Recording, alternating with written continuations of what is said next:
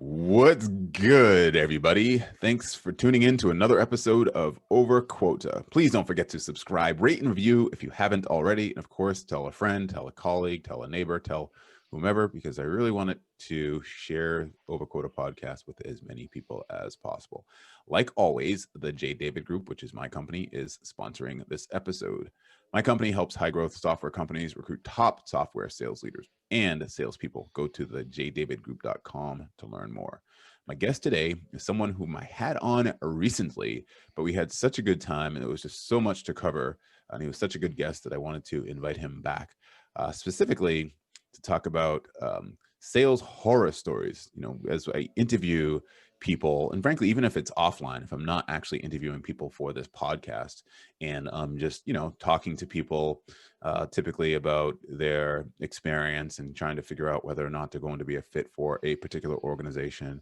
Or when I am interviewing people on the podcast, we have a lot of, it's kind of like the socialization of the world now with Facebook and LinkedIn. We always try to put our representatives out there, right, as being something that we even aspire to be, frankly, a lot of times, but we often fall short of. But the reality is that there are so many different challenges that we all face, whether it's personally or professionally. And I wanted to, given the fact that this is October 27th, so we're coming up to the Halloween, Halloween, that this would be an interview with Mike about sales horror stories. It was something that he broached with me offline, and I absolutely jumped all over it. So if you didn't listen to that episode, I believe it's episode number 42 or 43 with Mike DiNucci, who's the Chief Revenue Officer at Netradyne, which provides cutting-edge technology to reduce driving incidents for commercial vehicles.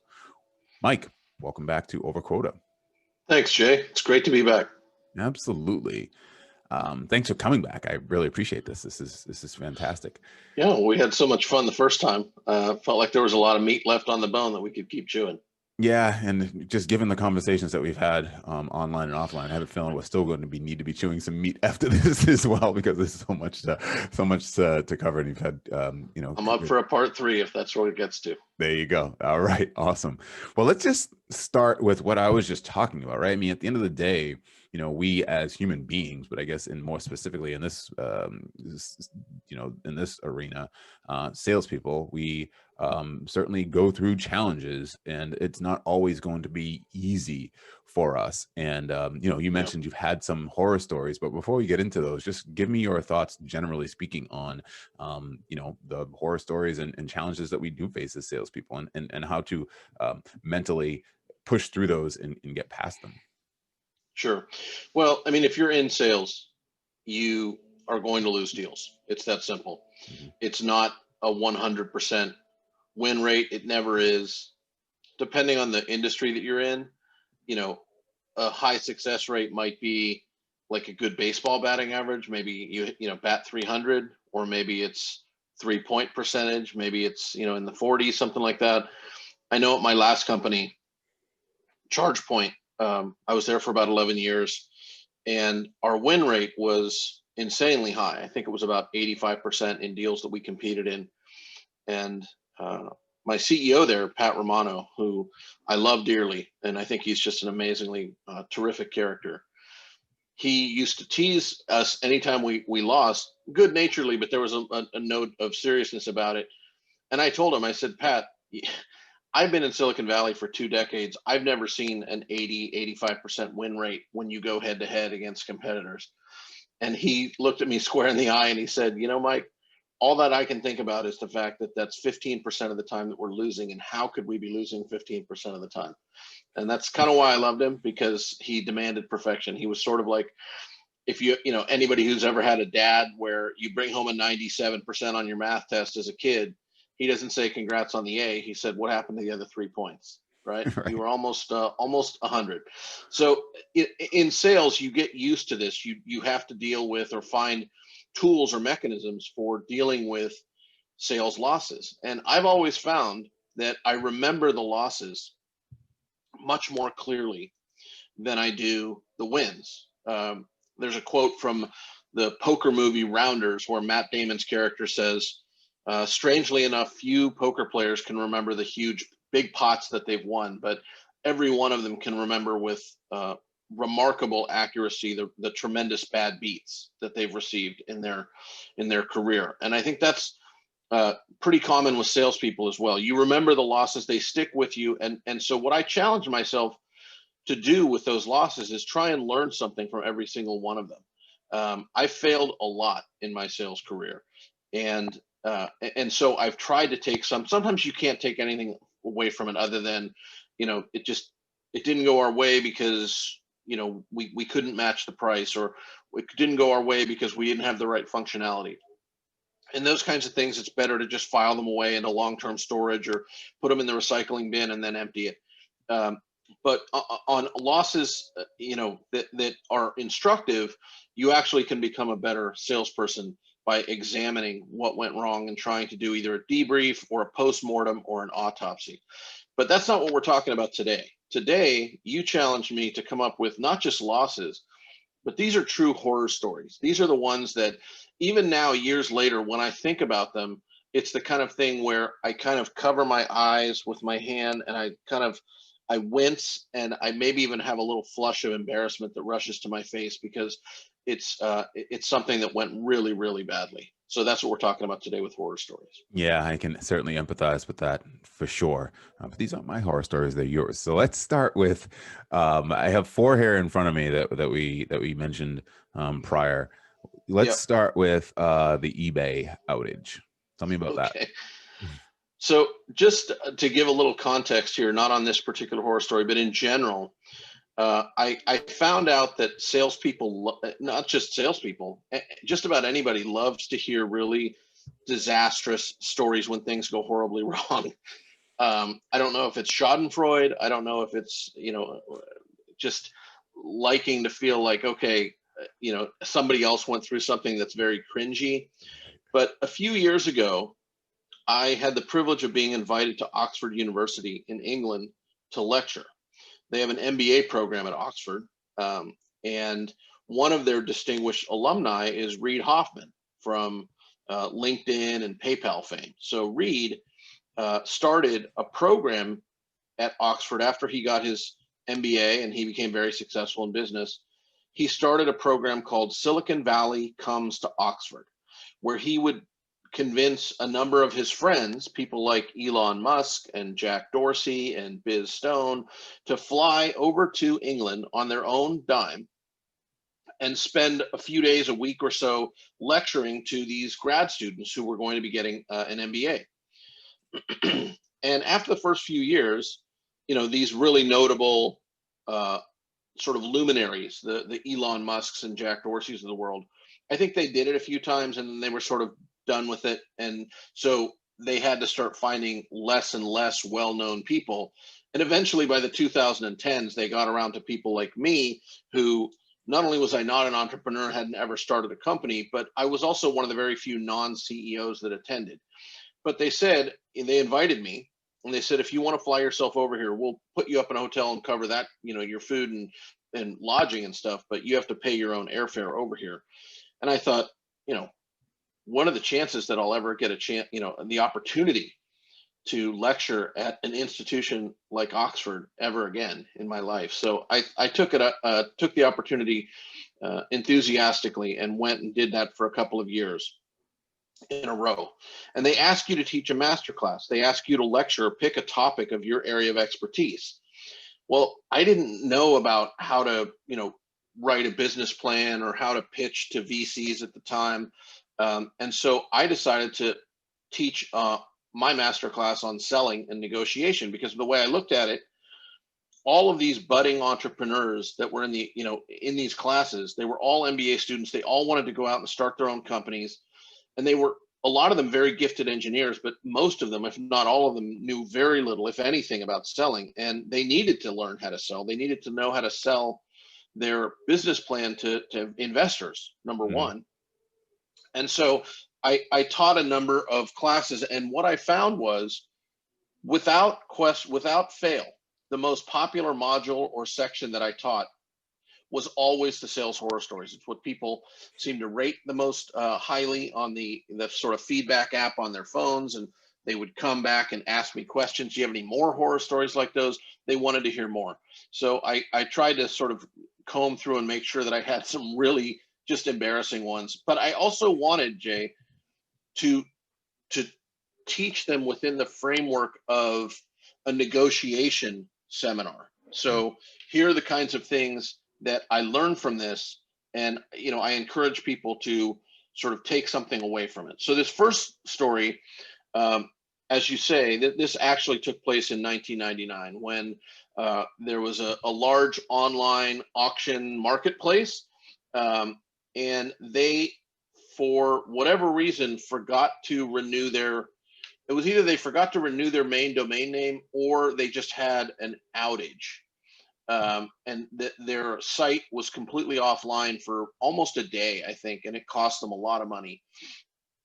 And I worked at a company called VeriSign at the time, which was digital security, domain, digital assets, kind of protecting all that, making sure that, if you were Walmart, for example, that you never lost the domain name walmart.com because it expired or whatever it might be, and to make sure that, you had all this layer of redundancy, et cetera, et cetera. So this company had gone through a really painful period this week. Their CEO, who ended up becoming fairly famous in other areas of the world, called the CEO of my company, since they knew each other, and said, I think you have some services that would help us avoid ever having this happen again. Would you have a salesperson come out and talk to my head of IT?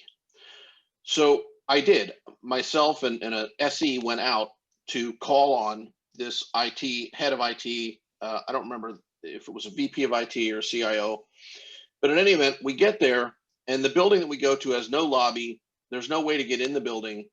I'm trying to call this person. He's not picking up the phone. Finally, somebody comes out the door, and I kind of peek my head in to sort of see, can I get somebody's attention?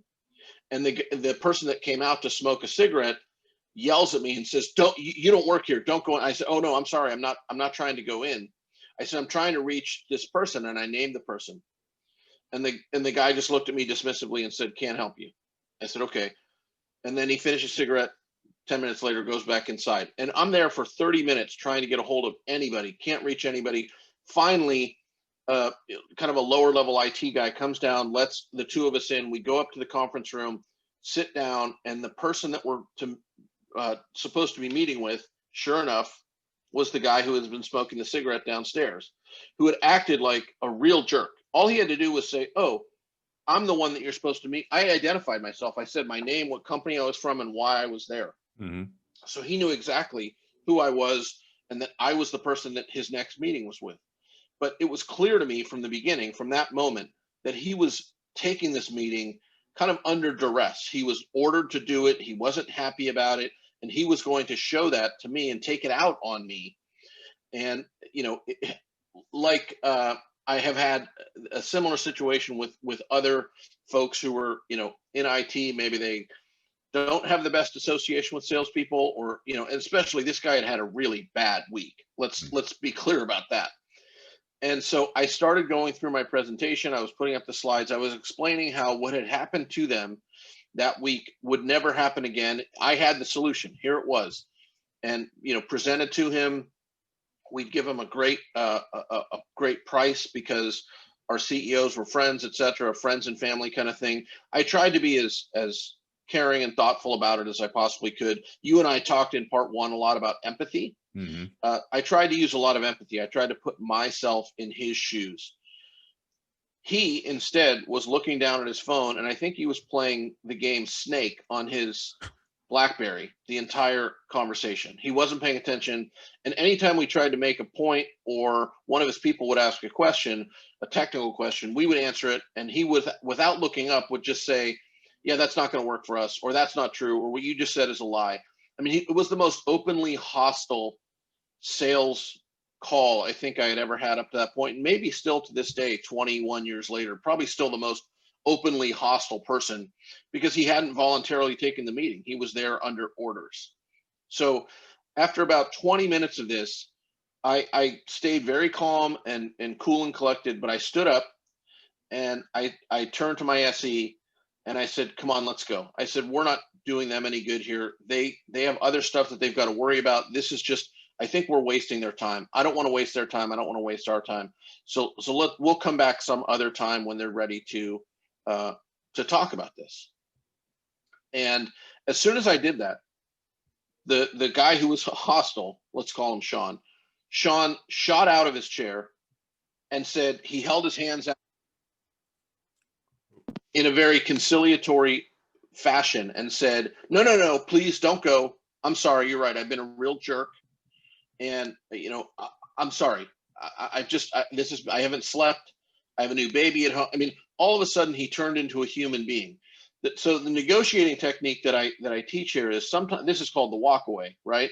If you're negotiating or dealing with a bully, you either have to disarm them or you have to fight fire with fire. And so even though this was absolutely a horrible situation and was one of the toughest sort of set of circumstances that I had ever found myself in, and I was still a really young guy, I didn't have that much experience either in the world or in business, but it just felt to me like getting up and walking out was something that, was called for in this particular case. And as soon as I did that, the entire power dynamic in the room shifted completely. Because I think this guy realized that I was going to go back and report to my CEO that things had not gone well.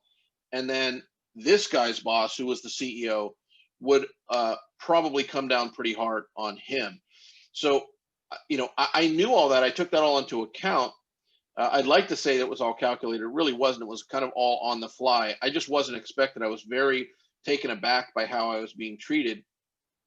And so, in terms of the walk away, sometimes that is an appropriate response. And in this particular case, once I did that, the horror story shifted and turned into a completely different conversation. And, we ended up getting the sale.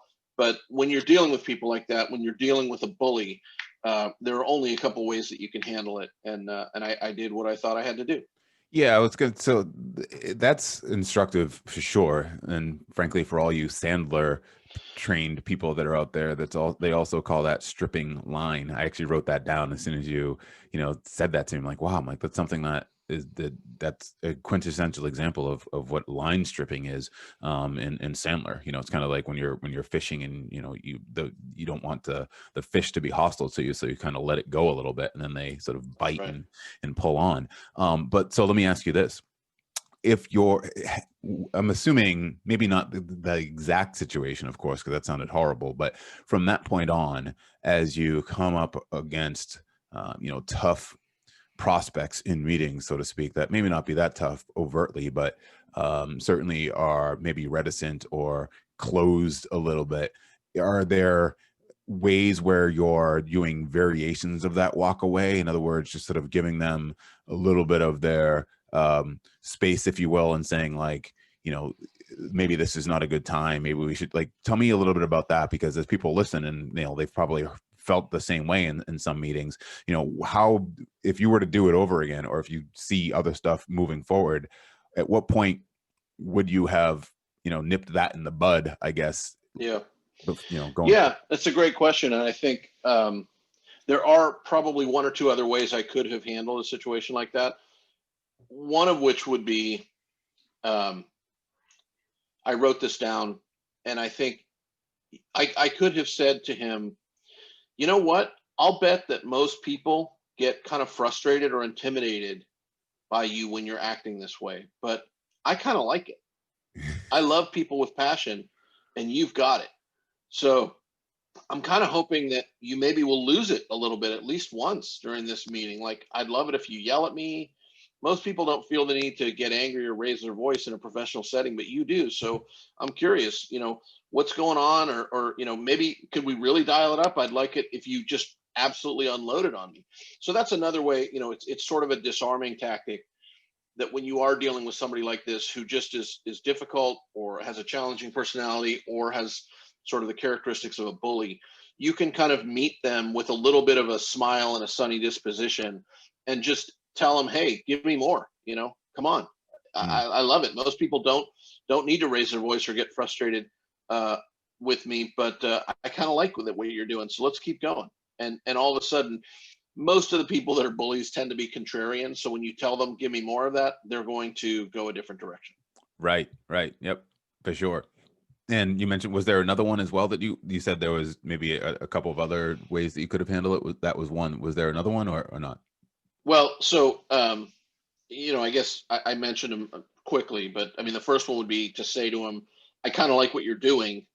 I like people with passion, and you've got that. That would be one way to handle it. Got it. Another would be to say, hey, can you dial this up? I really would like it if you totally lost your temper and started screaming at me. That would be kind of cool. It's never happened to me before, because most of the situations that I'm in, it's just professional, it's boring, but this is kind of fun. It gives me a story to tell. That would be a second one. And then the third one would be just to be inquisitive. That you say, you know what, most people don't feel the need to raise their voice at me or to challenge everything that I say. But you do, so I'm just curious. Why is that, right? So you kind of are challenging them with either just being inquisitive or being charming or pleasant, or asking for them to give you more. Right. How often would you say that comes up where in a deal or in a meeting where you need to sort of take one of those approaches? It's pretty rare. Most of the stuff that we go into, these sales horror stories are so notable and they're so memorable for a reason, because they don't happen very often. So these are, most of what we're talking about here very much are a break glass only in case of emergency kind of Right. situation. Yep.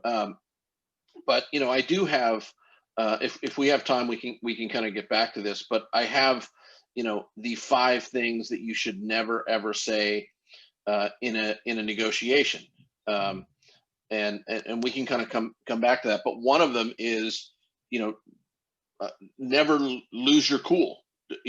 Don't ever start throwing out obscenities, or the way that this guy was acting. Somebody who had a hotter temperament or personality, or temperament that was similar to his, it might have escalated. It might have been matched and just continued to get uglier and uglier, which is probably what he was looking for. So my sense is this doesn't happen very often. And so, to me, the 3 golden rules of negotiation are: start the negotiations, stay cool, and always negotiate in writing.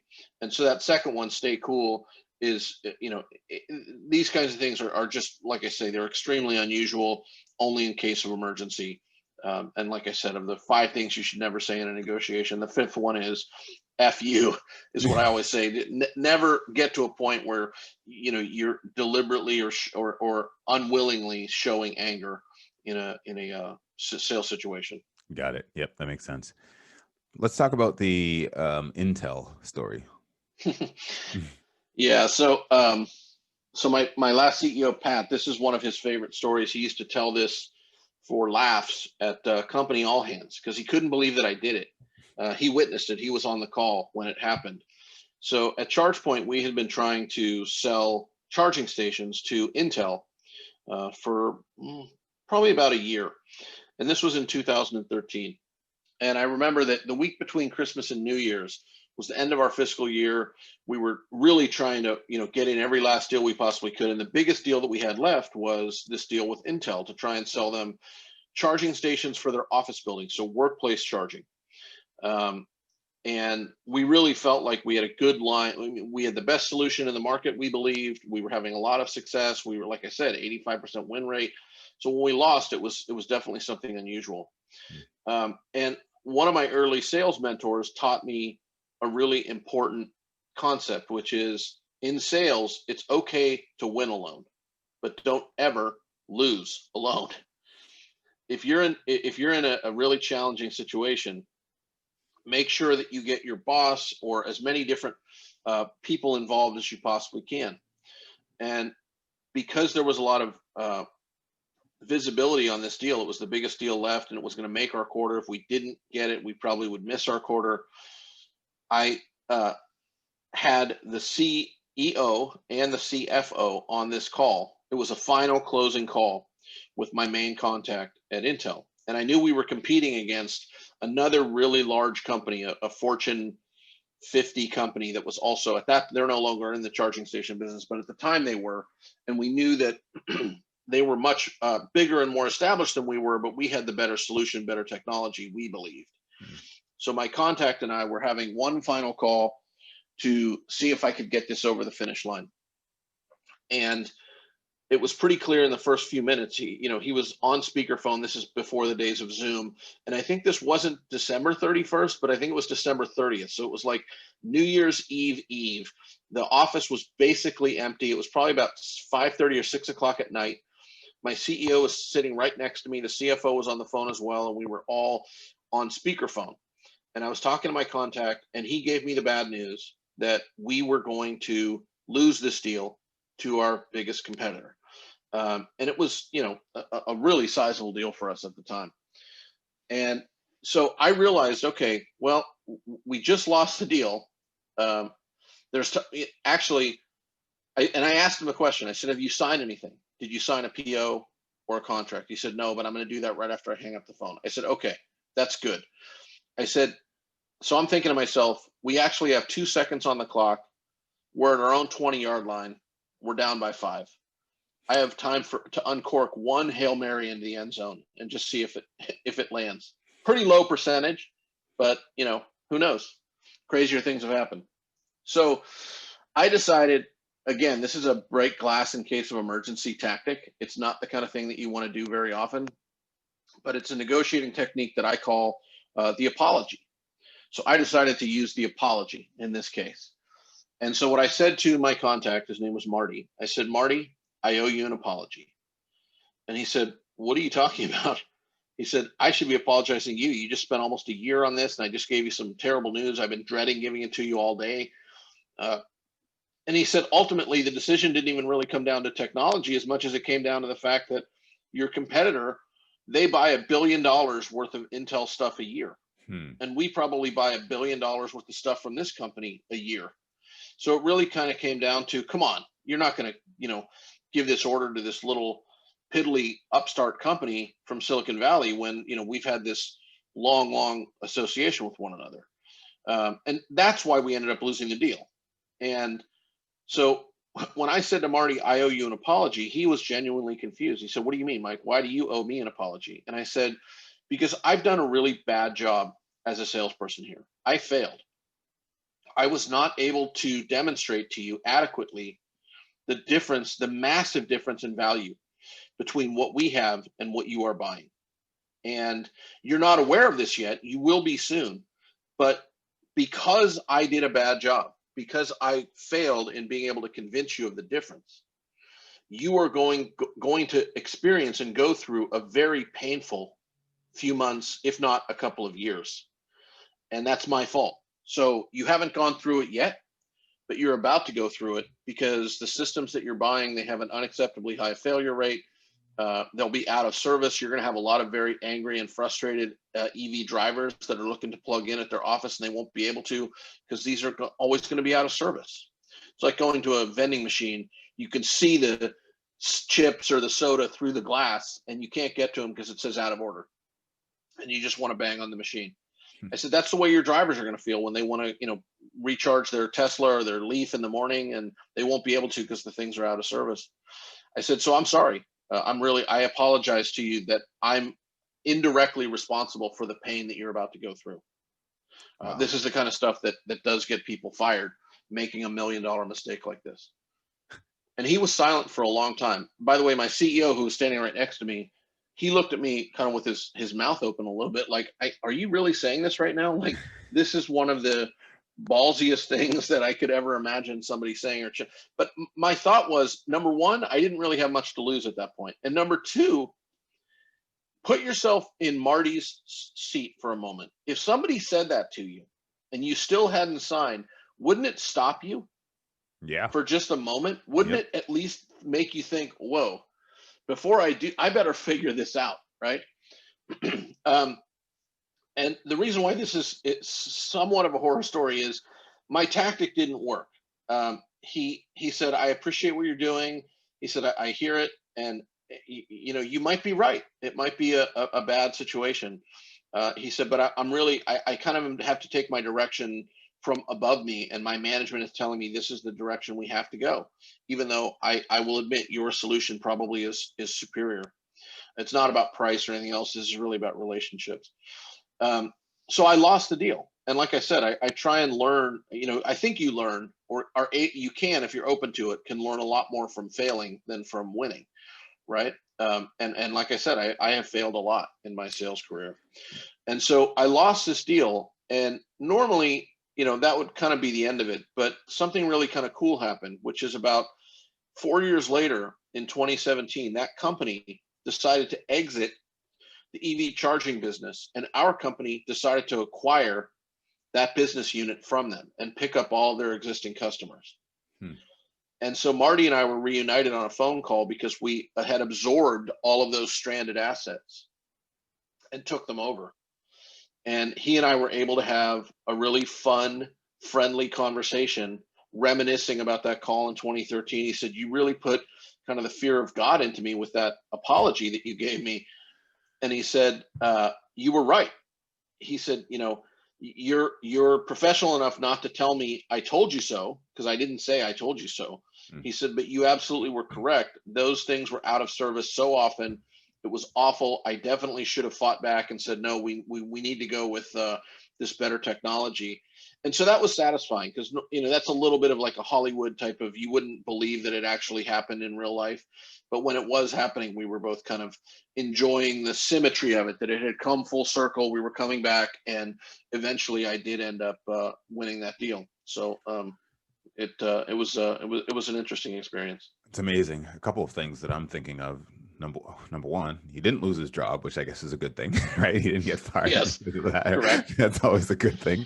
And the other thing too is that, what I'm hearing from you, to me, it just sounds so useful and practical. And I wonder, like, to me, that I don't hear that and say, what is it, break glass only for emergency type thing. Like, I'm thinking like, if I'm in a sales cycle and I'm losing something, it looks imminent that I'm going to lose this deal, that apology seems to me like can be, used when necessary. Well, I guess, break glass in case of an emergency. I guess it is an emergency if you're about to lose the deal, right? So I guess that's, that's one of those techniques that I think would be used as often as we are all kind of about to lose, an opportunity.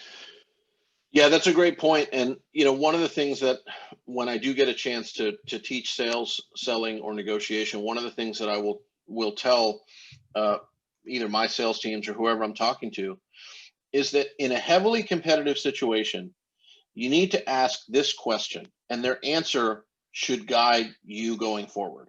You ask the question, if both solutions were identically priced, which one would you choose? So if they're talking to you and, competitor A, whoever it is, and it doesn't matter what the product is, and it doesn't matter who the competitor is, you ask the question, if both of them were free, or if both of them were the exact same price, which one would you pick? If they don't immediately say your solution, then guess what? You haven't finished doing your job properly. You haven't demonstrated the differentiation or the value. You haven't aligned your solution properly with their set of challenges. So if they answer immediately, "Oh, if the price was identical, I'd absolutely choose yours every single day of the week and twice on Sunday." Great, you're done. Guess what? You won the deal. Now it's just a price negotiation.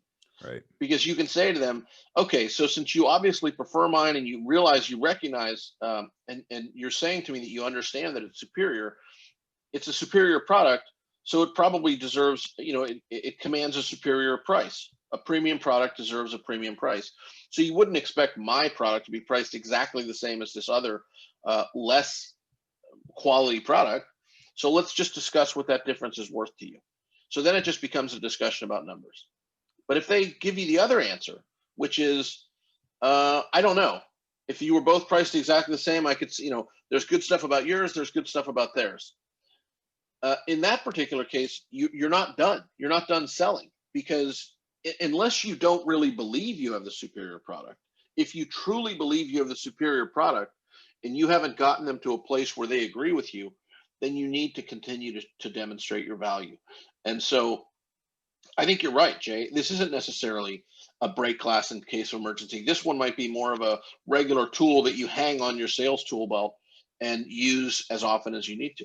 And I think there's a case, and frankly, maybe another episode to be fleshed out about just, I'll call it confidence and disposition and situational awareness, right? In terms of being able to do that, right? To have that in your tool belt, to know when to take it out, but then to also have the disposition to execute it, right? Because some people, it's kind of like telling a joke. Like Chris Rock can do a much better job at telling jokes than I can, but we're using the same words, right? And just his delivery and everything else. So, and it's the same thing at this point when you're talking about the apology. It's one of those things where, you know, you're obviously much more, you know, comfortable using it, A, because you have, but B, because, you know, you just are, where some people might not be. So I think it's one of those things too as well, where it's like, okay, where are you in your headspace where you can feel like you're on you know, equal ground, so to speak, with the person that you're negotiating with, that you're talking to.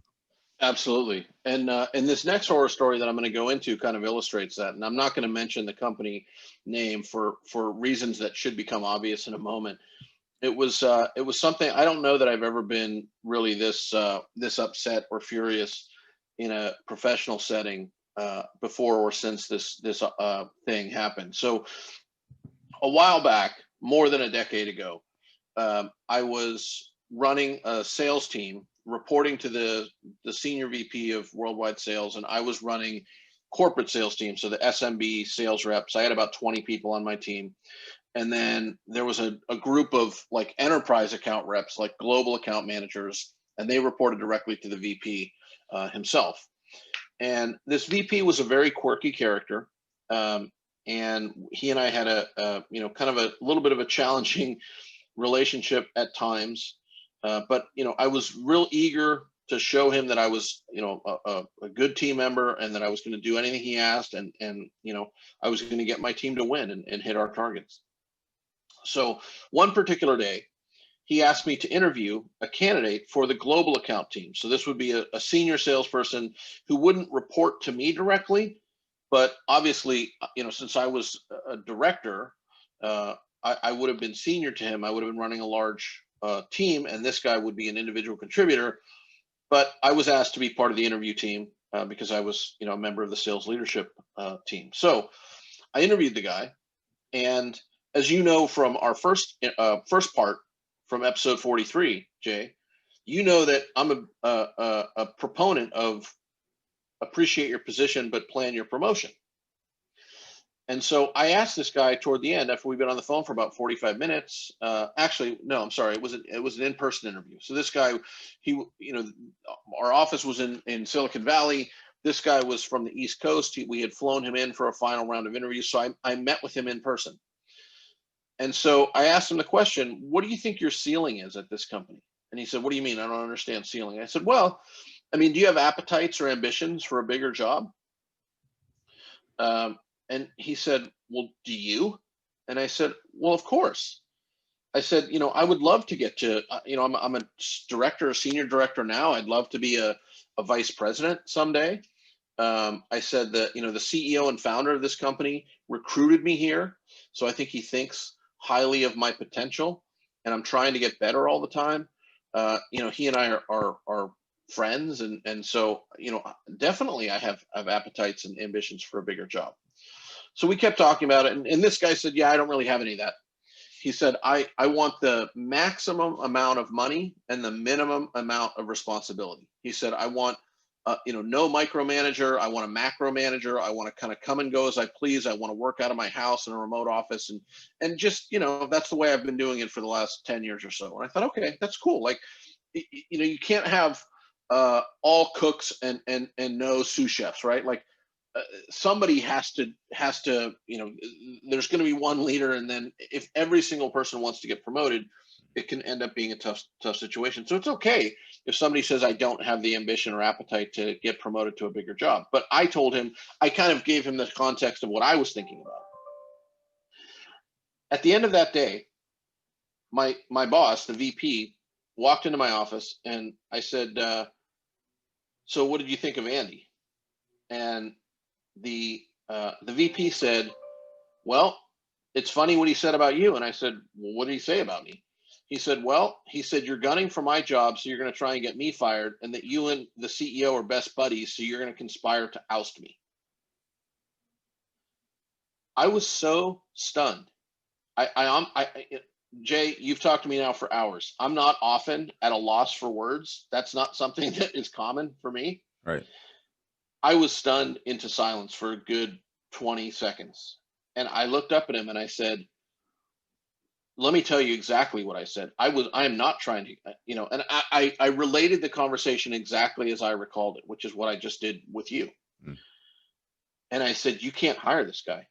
He is at best, he is an awful listener who is incompetent. At worst, he is scheming and, manipulative. And I said, I just don't like it. You need to cut this guy loose. I said, so if my thumbs down counts for anything, give me 2 thumbs down on this guy.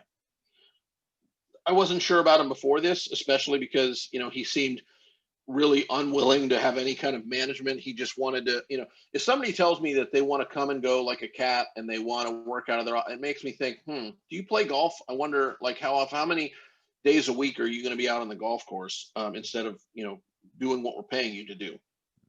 So my VP listened to me. He kind of smiled and he seemed to understand what I said. And then the next week they hired this guy. And so I was really upset about that. And I kind of kept it to myself, but I thought, okay, everybody that's involved here, my VP, this new rep, they all know exactly what happened. And I'm sure given how candid my VP was with me about that guy's feedback, chances are he was just as candid with this new rep about my feedback, about what I had said. I thought, okay, there are a couple things I can do here. Either I can shut down and not interact with this guy. I can call him and blow up at him.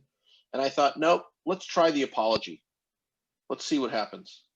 So I called this guy up on the phone and I said, hey, Andy, congratulations. Welcome to the team. I'm looking forward to seeing what you can do. That was the most diplomatic thing I could think of to say. And then I said, I owe you an apology. And he said, what? What do you mean? How do you owe me an apology? And I said, listen, when we interviewed together last week, I asked you what your ceiling was at the company. We talked about it. And then I explained, to give you context of what I was asking for, what my appetite or ambition was at the company, that I was hoping, that maybe if my boss got promoted up to like executive vice president or COO, then, I could possibly rise up to the level of a vice president. I never suggested or never even thought about the idea that I would replace him or try and get him ousted. I said, so the fact that that's what you took away from that and shared with our boss now, I said, it makes me really worried about my ability to communicate, because that was not at all what I was trying to say. And the fact that that's what you took away means I did a horrible job of communicating my thoughts. I pride myself on being a good communicator, but I failed in that case. So I'm sorry, and I hope you accept my apology. And you want to talk about disarming. The guy seemed to be in shock. He said, I don't know what to say. He knew that I had nailed him, but I also didn't do it in an angry, accusatory way. I wasn't hurling recriminations or imprecations at him. I just said, basically my apology tactic was to let him know, I know what you did. Right. And from that moment on, until 7 months later when he got fired, he was like a kitten with me. He was on his best behavior. He was so respectful, deferential. He realized that, okay, I messed around with this guy and he hit me with a really hard body shot. So I'm not going to toy with this guy again. And then sure enough, about 5 months after that, when the VP got fired, I realized sometimes karma ends up working out just the way it's supposed to. Did you get the VP's job? No, I didn't. They brought in a different VP, but again, I don't think I was ready at that point in my career. And in fact, I didn't actually.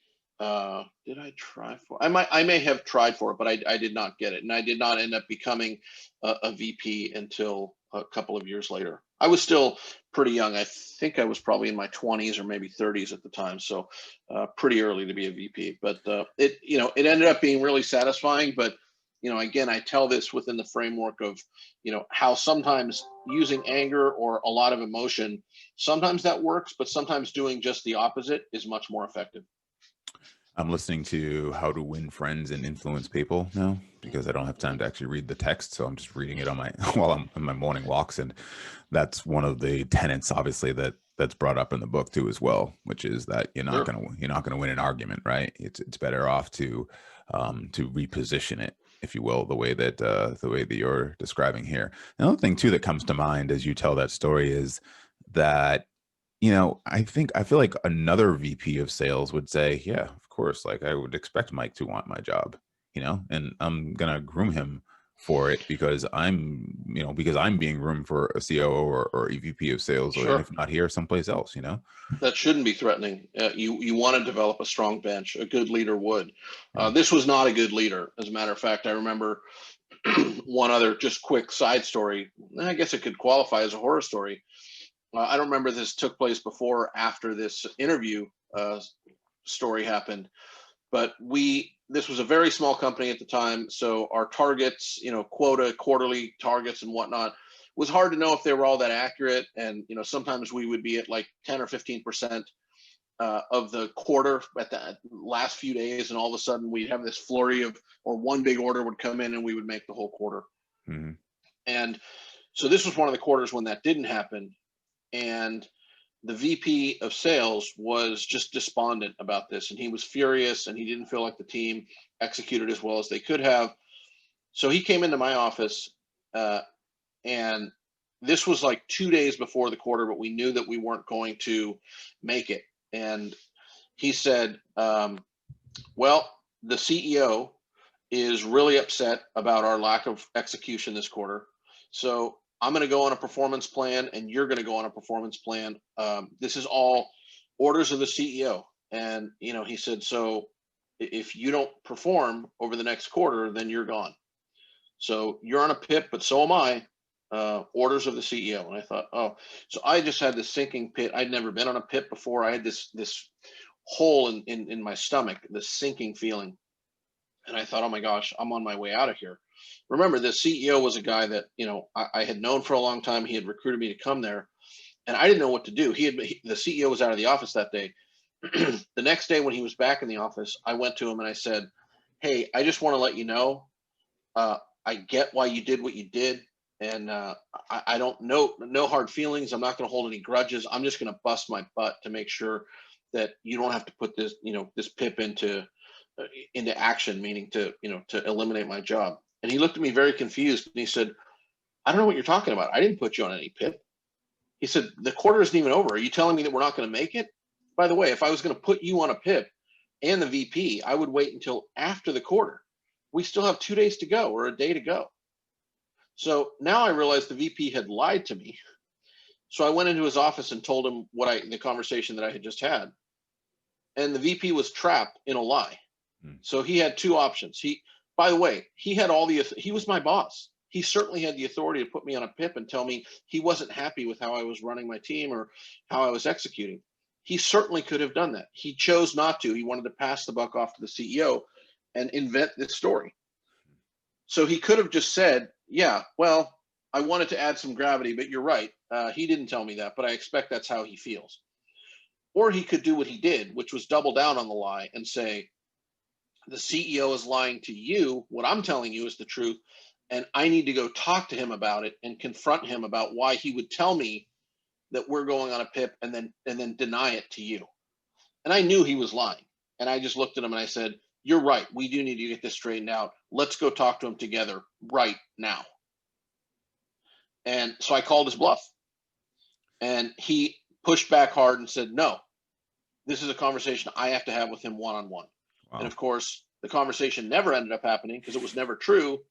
And, after the quarter was over, he came in and said, hey, congratulations. Guess what? Neither one of us is going on a PIP.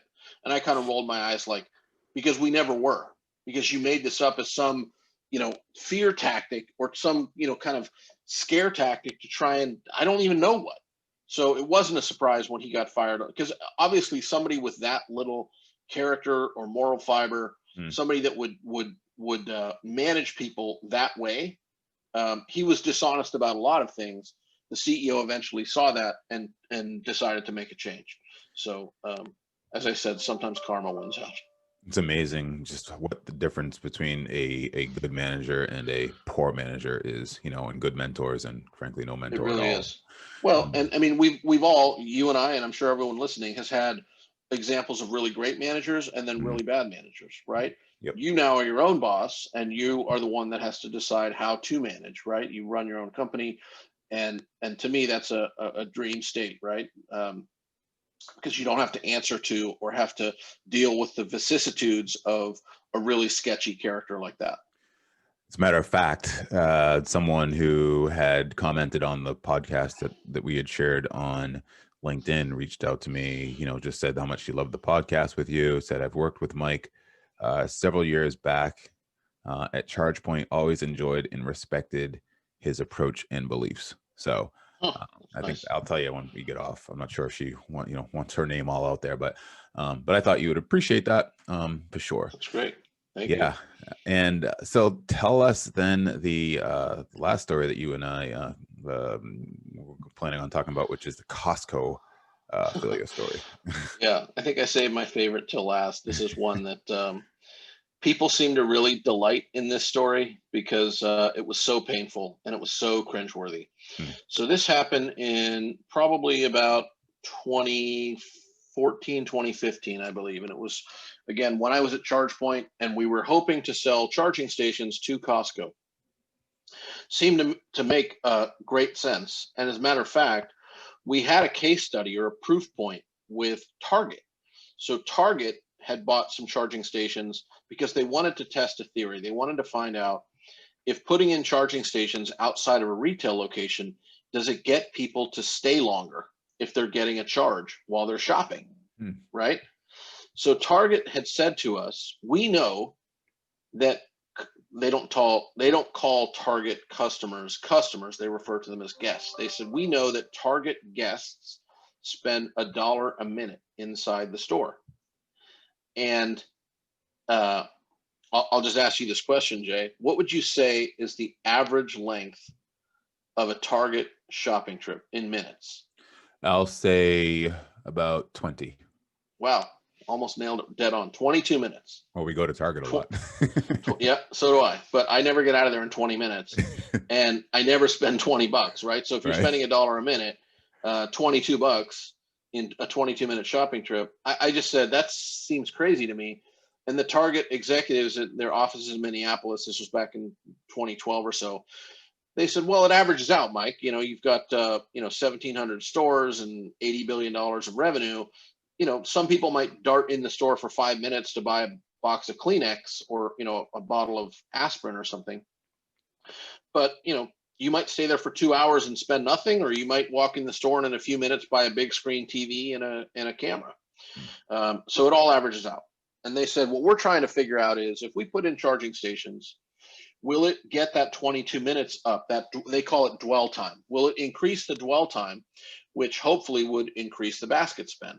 So we did an experiment where we put in 6 charging stations at a new Target store out here in Northern California in Fremont, actually right across the freeway, interestingly, from the Tesla factory. And so this was a brand new Target store. And I said, what will success be, Target? How will you know if this was a successful pilot? And they said 50% improvement. If you can get that 22 minutes up to about 33 minutes, then we'll know that extra 11 minutes or $11 of basket spend will more than pay for the free electricity that we've given away to our customers. And at the end of 6-month trial, 15,000 charging sessions later, we pulled a report out of the systems that told us exactly how long people stayed. And the average charging session time at that store was not 22 minutes. It wasn't 33 minutes. It wasn't 44 minutes. It was 77 minutes. It had more than tripled. Wow. People were staying an hour and 17 minutes. So armed with that success story and the thought that, wow, that is way more stickiness than we ever thought we would be able to show. we're going to take that information to all the other big retailers that we can find, right? And Costco being one of them. So myself, so this is when I was senior VP, myself, my rep in that territory, and also my COO flew, well, my rep actually lived in the Seattle area. So we flew into Seattle and then drove out to Kirkland, met with Costco, and we met with an executive who was in charge of store operations. And I won't name him for obvious reasons.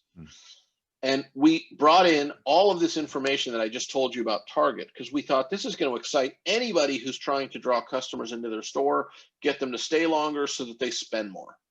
This is compelling. This is the kind of thing that a retailer, whether it's a movie theater or whether it's a restaurant or whether it's whatever, that's trying to draw people inside their doors, this is really going to make a difference. So we came in, we set up the demo charging station. It's about 2 feet tall, sits on a tabletop, pull it in this big metal case, set it up on the table, plugged it in, sat down, presented to this guy, and he could not have been less interested. And it was obvious. And so at the end of the I don't even think it was the end of the conversation. I think about halfway through, maybe about 25, 30 minutes into the conversation, this guy, nothing that we were saying, none of the statistics around Target and the 77 minutes and dwell time and blah, blah, blah. And he just said, yeah, this isn't going to work for us. And I said, why is that? I said, this isn't exciting to you? He said, not at all. And I said, really? He said, yeah. He said, we don't want more customers. I said, you don't? He said, no. I said, what would a dream state be for you? What would like true success be for you? And he said, Saturday, noon, empty parking lot, stores open, but it's totally empty and devoid of customers. Dark, nothing inside. And I was confused. I said, I'm not following you. And he said, we don't make very much money on selling products. We make money on selling memberships. So he said, what I would love, he said, it's sort of the same model as a gym. A gym would love to take your $30 a month and you never ever to show up, because then you don't mess up the locker room. You don't sweat all over the equipment. There's not a whole lot of upkeep. They don't have to hire very much staff. That would be great. Except if everybody did that, eventually the gym would close because no one was getting any value out of it.